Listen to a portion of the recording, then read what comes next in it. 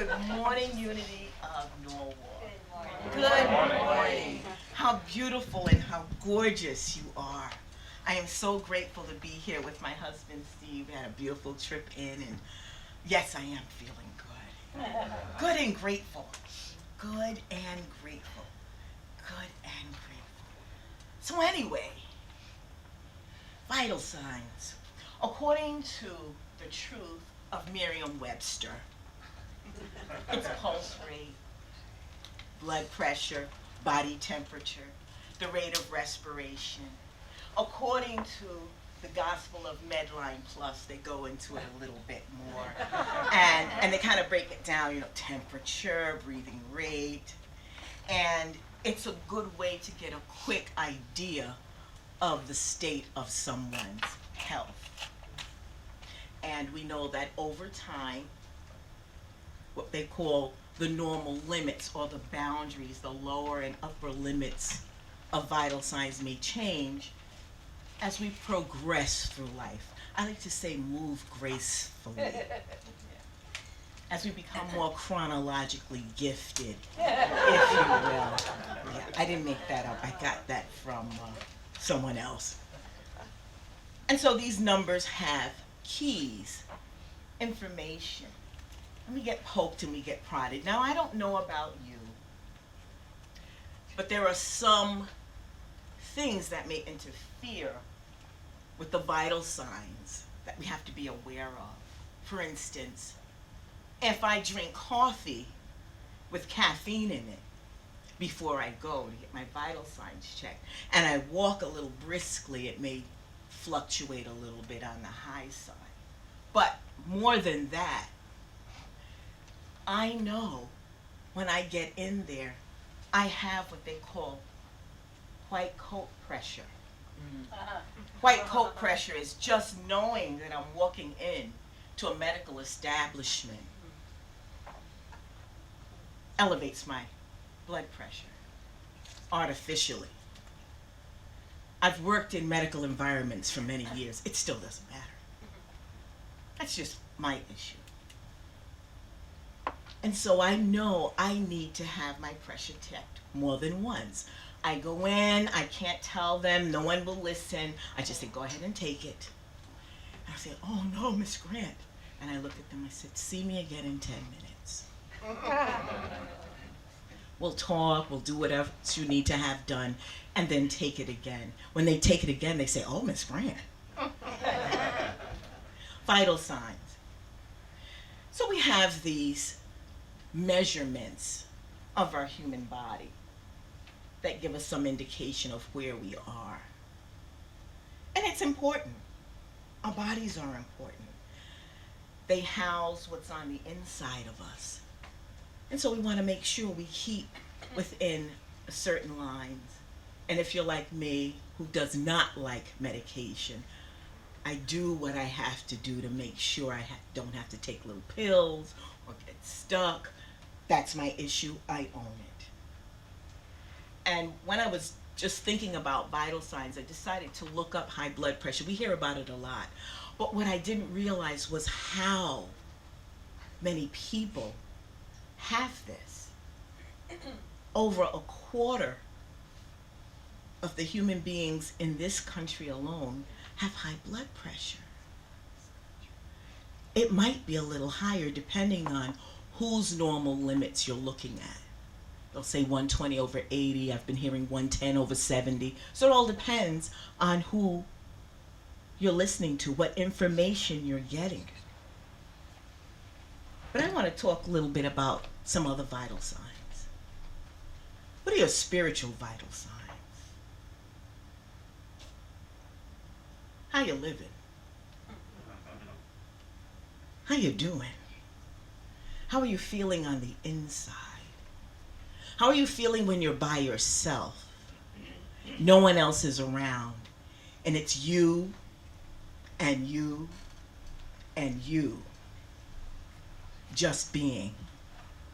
How's it going? What's your faith meter? Do you sometimes feel, I'll own this, on top of the world? I can't believe how much faith I have. It is simply incredible. I take that first power of the 12 powers and know that everything else will fall in line because my faith is happening. I'm filled to the brim with faith. And then I have those days my faith is faltering. In fact, I don't know where she went. Can't find her. I call her. Hey, what happened?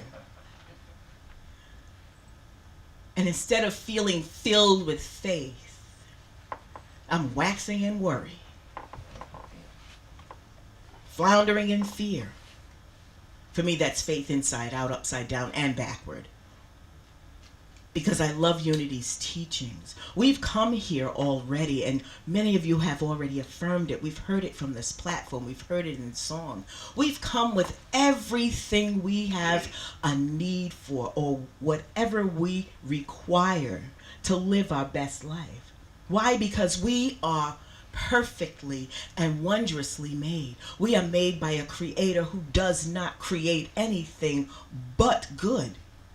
Because we're made in the image and in the likeness. So we must be inherently good. But what happens when I feel that I'm being ruled by something other than the absolute good from which I have been imagined? And then I have to think about that inside myself and find some way to marry my intellect that's trying to figure it out, work it out, deduce it, line it up, categorize it, label it, find a box for it, put it in, let it fit. The triangle in the square, the circle in the triangle, whatever configuration geometrically you can imagine of something not fitting. Then I need to check on my spiritual vital signs. I need to check and figure out what thought entered my being that was not a thought of truth.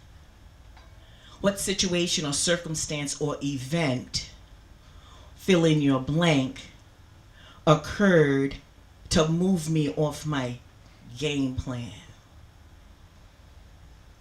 my truth plan. There's a minister named Winfred Hausman. She talks about all people expressing life. We all are expressing life as we are breathing in some way, shape, form, or fashion. But there may be degrees to that life expression. That life expression might have a degree of -2 on certain days in my life. And I just wonder what's going on as I check a vital sign. But you know what? When I remember to stay plugged in, when I remember my truth, when I remember to begin my day with some reflection, be it a wonderful reading, a daily word, an inspiring song, or just remembering to wake up with some gratitude and say, thank you for the opportunity to face another day and work on those spiritual vital signs. And one way I do that is to activate my praise. I can look different from different people. I kind of like to pray. I just holler. So being by myself sometimes is great. I can put on my music and I can just get busy. And I can move. Because there's something about engaging the whole being vocally with movement that lifts me, that increases my joy meter. So I have a faith meter and a joy meter. And so what happens is when I'm out of joy, when I'm living outside my joy meter, perhaps below it, I feel that -2. But when I remember my truth, when I remember that there is nothing that can separate me from the love that created me, it helps me boost that meter. And that way, I know that my demonstration of life has some vitality, some vim, some vigor to it. Mary Kupferle, Unity writer and minister, reminds us about the value of prayer in lifting our faith meters and our joy meters. And she talks about it being an inner attitude. It's not about a certain outer position. I don't have to sit a certain way for prayer and or meditation, because after a while it begins to blend. One leaves, another begins. It doesn't make any kinds of demands, she says. We don't have to be in a certain location at a certain time. It's great to set some parameters. I remember setting specific parameters when I began this walk, and it helped me be disciplined. It helped it develop into a habit. You know, I looked at the calendar, okay, 21 days. I did it 21 days. Officially, it's a habit. So they say. But what I realized once I let that number go, because what I remembered was how I felt when I engaged in that remembering the truth of who I am through prayer and meditation. No matter where I was and what time it was, I began to demonstrate what she said about people who pray. She says people who pray are illumined people. People who pray are inspired people. People who pray are strong people. People who pray are courageous people. People who pray are happy people. Successful, confident. Fill in the blank. There are so many words we can use to describe us. And it's all about that connection to source that's inside. And I realized that when I upped my prayer and meditation life, and I don't mean lengths of time, consistency. It was about consistency. Because sometimes that prayer is literally, "Ooh, thank you, God." Sometimes it's help.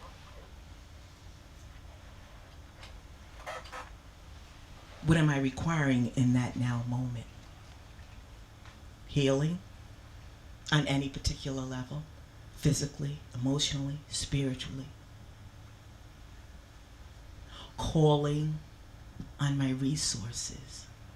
That prayer and meditation are important elements in my spiritual toolbox that help me remember to keep my spiritual vital signs in a healthy range so that I can go about the business of doing what I'm called to do.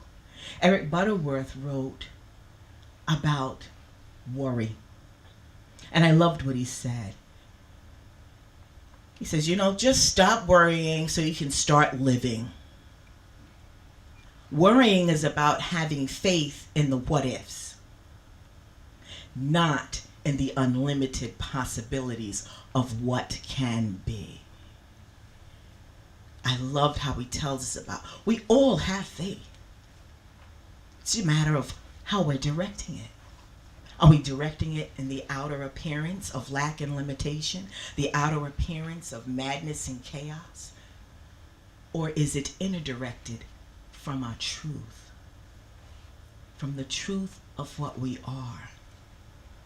Is it inner directed from knowing that there really is only one power and one presence in the universe, in and expressing as my life? One. No matter what it looks like out there. That was a hard one for me. I saw so much that did not look like God. That did not look like the outpicturing of faith, wholeness, oneness, perfection. And when I'm reminded that that is the absence of light, not the addition of another power, but the absence of light. And when I took to heart scripture that says, you are the light of the world, then I said, well, let me get about the business of figuring out how I can be this light. And we all heard it earlier. Being the love that we're created to be. Being the love that we have been imagined out of. and allowing ourselves to let our light shine in whatever unique way we have been brought here, thought here, created here to do it. So when each of us as a point of light, I now sing, instead of this little light of mine, it's this bright light of mine. Who says it has to be little? Just saying. Because in unity, we talk about abundance. So little light didn't match abundance. So I say, this bright light of mine. I sing that little child song from Sunday school, one of the few things I took with me from the other place. And it just does something to the cells of my being. I cannot believe it. So this little song just ups my faith meter. It ups my joy meter. It reminds me of the vitality that I am. It reminds me of the life that I am. It reminds me of the gifts that have been birthed in me since the beginning, that I am placed here to rediscover, to share, not to just bless myself, but to share and to swap with others and everyone I meet, so that the vibration is lifted, that there is more light. So when our spiritual vital signs are healthy, when each of you walk around and meet someone, you're wondering, why are they looking at me like that? Because being the love that you are, as Charles Fillmore says, we are a magnet. Love is a magnet. It's that great unifying principle. You're attracting, you're drawing others. They want to know what you have. Oh yes, I want to have what she's having and what he's having. Because our spiritual vital signs are in alignment with the one power and the one presence in this universe and in our lives. And we are expressing as the good that we have been created to be. And therefore, we know things are possible. Not just some things, a few things, a couple of things, but all things. All things. When we're working in conjunction, when we know that we're in the flow, because we're always in the flow of life. If we're breathing here, we know we're in the flow. I forget sometimes. So I want to start backpedaling and all this kind of stuff. And no. Earlier, someone said in this prayer to remember to let go and let God. That's letting go and letting the highest and best that expresses as us to shine through. We may be walking around individually being the only representation of light and love and good that another sees. So we want to keep our spiritual vital signs healthy so that wherever we are, when we show up, they know a representative of love is on the scene. Yes, and they will know it. Why? Because our eyes will show it. Our faces will show it. The way we walk will show it. The way we talk. When we take all that happy Sunday, how you doing, good morning, outside the walls of unity of Norwalk, things happen. Just listening to your testimony about your Friday concert is amazing, because right now, whatever time it is, folks are talking about it. Someone's thinking about it. Someone's thinking, I couldn't plan to be there today, but I'm going to plan to stop by that ministry that put on this amazing production. That's seriously letting your light shine. You never know how many times you've paid forward the wonderfulness that you are by being willing to be out there. So we want to remember. Stuff happens. Life happens. A lot of interesting things have been happening. And it looks like there is the absence of good, yes? So much. So much. But we know the deal. We know how media likes to play it. Can't sell no papers if we don't have certain things in the headline. No one's going to watch television, cable, the internet if we don't have certain things visible. If we don't preach fear, there's no news. But we, as enlightened, illumined beings, know the truth. That love always wins. That good always is as we agree with it and express it and live it. We know that joy lives. We know that peace lives. We sing, let there be peace on earth and let it begin with me. So we really want to get about the business of living what we sing. Being peace is a big deal. It's a huge deal. We may be the only expression of peace that another sees. So let's remember, the joy of spirit is always in us. It's always there. No good is withheld from us. It's about remembering to let it out. Remembering to share it. It's about, as Eric Butterworth says, it's not about trying to make it right, but to see it right. So what is our perception of what we see? What are we making it mean? I see every cry,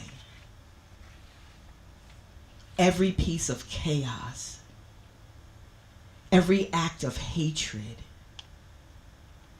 as a prayer request. It requires us to put our energy of light on that whole situation. It requires us to take it into prayer and meditation to say, sweet spirit, what is mine to do in this situation? How am I to be in this situation? It may just be to be the light. So when I ask how you're living, a lot of that has to do with how you're being. Because we are what? Human beings. As opposed to human doings. We do a lot. It looks good, especially on a piece of paper. But how are we being is key. And so when we look at a situation and a circumstance that looks beyond impossible, I encourage us to keep our spiritual vital signs pumped up. Why? So we can bathe that situation in love and in light. So that we can envelop that situation in truth. So that we can stand flat-footed, firm, and know the truth. That we are because God is. And that underneath all the stuff, Spirit's got it. Spirit has us. There is no spot where God is not. Why? Because you're there, and you're there, and you're there, and you're there. Each of us is a representative of Spirit. Pieces of the great cosmic puzzle. And when we're all present and we all show up, our vital signs blend. And we are always greater, what? Than the sum of each of us individually. So let's remember to band together, stand together. Especially now as we move in less than, maybe 2 weeks or so. We come up on the World Day of Prayer. And so Unity of Norwalk joins Unity of Torrington, joins Unity of New York, Uptown Unity of New York, Downtown Unity of New York in Harlem, Houston, Florida, 18,000 unities down there in Texas, across the pond.